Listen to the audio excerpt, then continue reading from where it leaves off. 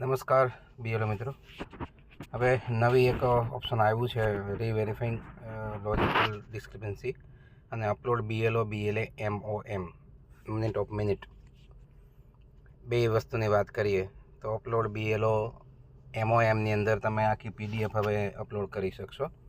એટલે કે તમે મતદાન મથકે જે BLA સાથે ફોટા પાડ્યા હોય એમની હાજરીના એ અને તમારી જે સ્થળાંતરની યાદી એટલે કે અનકલેક્ટેબલની યાદી જે તમે એને આપી હોય ને પંચરોજ કામ કર્યું હોય આ બધાની એક સાથે એક PDF કરી અને તમે અપલોડ કરી શકો. પણ ધ્યાન રાખજો કે એ PDF જે છે તમારી એની સાઇઝ 10 MB કરતાં વધારે હોવી ન જોઈએ.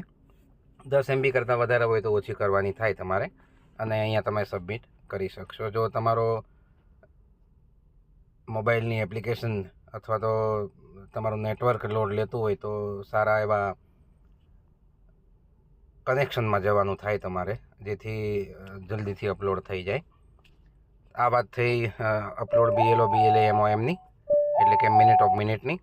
હવે વાત કરીએ રીવેરીફાઈ લોજિકલ ડિસ્ક્રિપન્સી એટલે કે જેટલા લોજિકલ રીતે સિસ્ટમને લાગ્યા છે કે આ વિસંગતતાઓ જણાય છે તો એ વિસંગતતાઓની વાત કરીએ અહીંયા.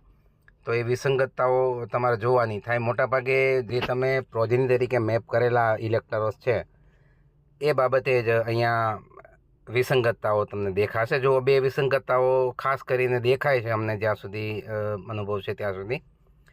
એક તો એ કે father name does not match with father name in E-roll of 2025 એટલે કે 2025માં જે ફાધરનું નામ છે એ અને 2002ની મતદાર યાદી જેની સાથે તમે મેપ કરેલું છે એ ફાધરનું નામ બંને વચ્ચે થોડીક વિસંગતતા છે. હવે વિસંગતતા કેવી હશે? ખાસ કરીને દાખલા તરીકે વસાવા અનિલ કુમાર હશે તો 2002ની અંદર એ અનિલ કુમાર વસાવા હશે એટલે કે અટક આગળ પાછળ હશે, એના કારણે વિસંગતતાઓ જણાતી હોય. આ સિવાયની પણ વિસંગતતાઓ હોય તો તમારે ચેક કરવાની થાય અને એને જો વિસંગતતા તમને યોગ્ય જણાય તો એડિટમાં જઈને તમે ફરીથી એને રીમેપિંગ કરી શકો. અને જો તમને એવું લાગે કે આમાં કશું કરવાનું રહેતું નથી તો તમારે નો એક્શન રિક્વાયર્ડ કરીને જવા દેવાનું થાય. બીજી વાત છે different with parents age greater than 15 years reverify. તો કે એનો અર્થ એવો થાય કે પેરેન્ટ્સની એજ એટલે કે જેની સાથે તમે મેપિંગ કર્યું છે એની 2002ની ઉંમર અને અત્યારની ઉંમર આ બંને વચ્ચે ડિફરન્સ છે. એટલે કે તમારી જેની સાથે તમે મેપિંગ કર્યું છે તે અને જે વ્યક્તિ સાથે મેપિંગ થયું છે તે આ બંને વચ્ચેની ઉંમર 50 વર્ષ જેટલી ડિફરન્સ છે. એટલે સિસ્ટમને એવું લાગે છે કે આ કદાચ ખોટું હોઈ શકે એટલે તમને આપ્યું છે.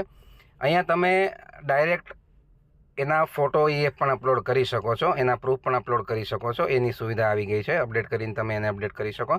અહીં અપડેટ મારશું આપણે તો એક આપણે ઇમેજને ચૂઝ કરીને અપલોડ કરવાની થાય.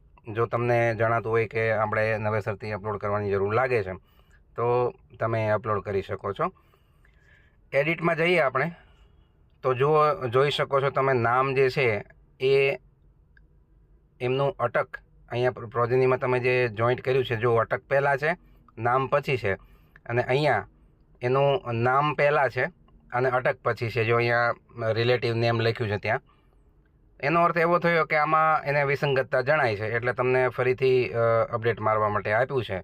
જો કશી પણ આમાં ફેરફાર કરવાની જરૂર ના લાગતી હોય તમને તો તમે એને ડાયરેક્ટ જ નો એક્શન રિક્વાયર્ડ કરીને જવા દો તો તમારું કામ પતી જાય. આવી રીતે જેટલા લોજિકલ તમને વિસંગતતાઓ આમાં આપેલી છે એ પરતવાની કામગીરી તમારે કરવાની થશે.